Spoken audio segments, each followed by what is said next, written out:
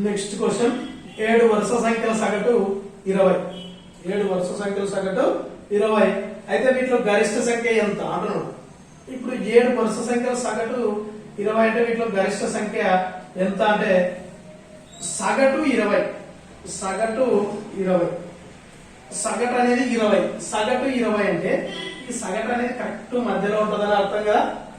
సగటు 20 అంటే సరాసరి 20 అంటే ఆ 7 సంఖ్యలలో కరెక్ట్ మధ్యలో ఉండేదే సగటు అవుతుంది. కాబట్టి మనకు సగటు ఎంత ఇచ్చినాడు 20. కాబట్టి మధ్యలో నెంబరు 20. మధ్యలో నెంబర్ 20 అంటే ఇక్కడ వరుస సంఖ్యలో అన్నాడు. కాబట్టి 20కి అటు సైడ్ 1 యాడ్ అవుతుంది. ఇక్కడ సైడ్ ఎడమ వైపు వస్తే 1 లెస్ అవుతుంది. సో 20కి వరుస సంఖ్య కాబట్టి 20 తర్వాత 20కి యూతల్ నెంబర్ వచ్చేసి 19. నెక్స్ట్ 19 కిందికి 18, 18 70. ఇక్కడ 3 నెంబర్లు. ఇక్కడ 3 నెంబర్లు అయితే ఇక్కడ ఏముంటాయి 21, 22, 23. సో 1, 2, 3, 4, 5, 6, 7 7 వరుస సంఖ్యలు అయినాయి కదా. 7 వరుస సంఖ్యలు అయినాయి. ఇప్పుడు దాని యొక్క సగటు 20. మనకు సగటు సరిపోయింది కదా. సగటు 20 ఏమన్నాము కరెక్ట్ ఒక సీక్వెన్స్ ఆర్డర్ లో ఉన్న నెంబర్లో మధ్యలో నెంబర్ సగటు అవుతుంది కాబట్టి 20. ఇప్పుడు మనకు మొత్తం నెంబర్లు వచ్చేసాయి. మొత్తం నెంబర్స్ ఏమనేది వచ్చేసాయి.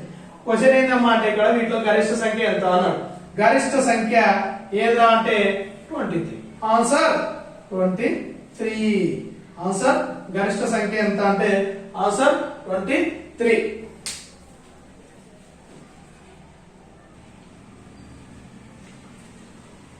Next question. ఒక క్లాస్ లో బాలుర సగటు వయసు 16 సంవత్సరాలు, బాలికలది 15 సంవత్సరాలు. అయితే మొత్తం క్లాసు సగటు వయసు ఎంత?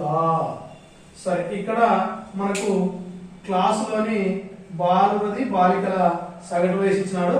అయితే బాలురది ఎంత అంటే 16 సంవత్సరాలు, బాలికలది 15 సంవత్సరాలు. అయితే క్లాసు సగటు వయసు ఎంత అన్నాడు. అయితే బాలుర సగటు వయసు వచ్చేసి 16 సంవత్సరాలు ఇచ్చినాడు, బాలికలది 15. కానీ క్లాసు మొత్తం సగటు వయసు ఎంత అంటే మనకి ఇక్కడ బాలురు ఎంతమందో తెలియదు, బాలికలు ఎంతమందో తెలియదు.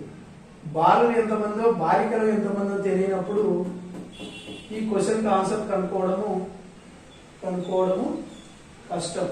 కాబట్టి ఇటువంటి ఆప్షన్స్ లో 4 ఆప్షన్స్ ఇస్తాడు. ఇటువంటి క్వశ్చన్ కి 4 ఆప్షన్స్ ఇచ్చి ఫైనల్ గా 3 ఆప్షన్స్ ఇచ్చి లాస్ట్ కి 4వ ఆప్షన్ డి ఆప్షన్ ఏది కాదు అంటాడు.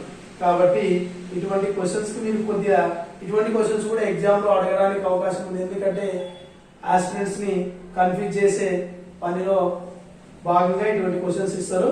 కాబట్టి మనకి ఇక్కడ ఏమంటే ఎంతమంది బాలురో తెలియదు, ఎంతమంది బాలికలో తెలియనప్పుడు క్లాస్ మొత్తం సగటు అనేది కనుక్కోవడం రాదు. కాబట్టి కానీ ఆప్షన్స్ మాత్రం ఇస్తాడు ఫైనల్ గా ఏది కాదు అని అంటారు.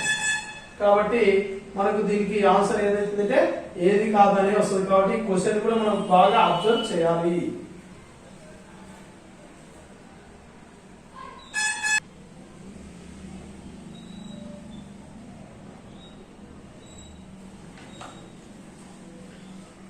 ఐదు సంఖ్యల సగటు 27. ఒక సంఖ్యను తొలగిస్తే సగటు 25 అవుతుంది. తొలగించిన సంఖ్య ఏది? ఇక్కడ క్వశ్చన్ ఏంటంటే 5 సంఖ్యల సగటు వచ్చేసి 27 అంట. అయితే ఒక సంఖ్యను తొలగించినప్పుడు ఎన్ని నెంబర్స్ అయితే అమ్మా 5 సంఖ్యలు కాస్త 4 సంఖ్యలు అవుతాయి. కాబట్టి 5 సంఖ్యలు అయితే 27. ఆ సంఖ్య ఒక సంఖ్య పోతే సగటు అనేది 2 తగ్గుతుంది. ఎవరికి? ఫస్ట్ ఎంతమంది ఉన్నారు? 5 సంఖ్యలు ఉన్నారు. ఎన్ని సంఖ్యలు ఉన్నాయి? ఫస్ట్ 5 సంఖ్యలు, దానిదైతే 27. ఓకే. కానీ ఇక్కడ ఒక సంఖ్య అనేది తగ్గింది కాబట్టి 4 సంఖ్యలు అయితే 5 సంఖ్యలు కాస్త ఒక సంఖ్య పోయినప్పుడు ఎన్ని సంఖ్యలు అవుతుంది? 4 సంఖ్యలు. సో 4 సంఖ్యలు అయితే 25, 5 సంఖ్యలు అయితే 27. తొలగిస్తే సగటు 25 అవుతుంది. అయితే తొలగించిన సంఖ్య ఏది అంటున్నాడు. మరి ఇప్పుడు ఈ రెండింటి మధ్యలో ఒక నెంబర్ పోవడం వలన సగటు కాస్త ఎంత తగ్గింది? ఈ రెండింటి మధ్యలో ఒక నెంబర్ పోవడం వలన సగటు కాస్త ఎంత తగ్గింది? సగటు ప్రతి నెంబర్ మీద 2 తగ్గింది. ఎన్ని నెంబర్లు? 4 నెంబర్లు. ఎన్ని నెంబర్లు? ప్రతి నెంబర్ మీద సగటు 2 తగ్గింది.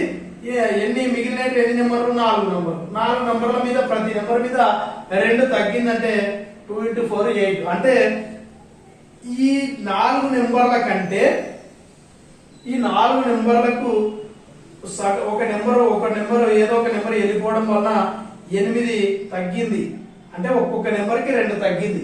ఒక్కొక్క నెంబర్కు 2 తగ్గిందంటే ఓవరాల్ గా 8 తగ్గిందంటే ఆ నెంబర్ పోయిన అంటే తొలగించిన నెంబరు ఈ 4 నెంబర్ల కొద్దీ ఈ 4 నెంబర్ల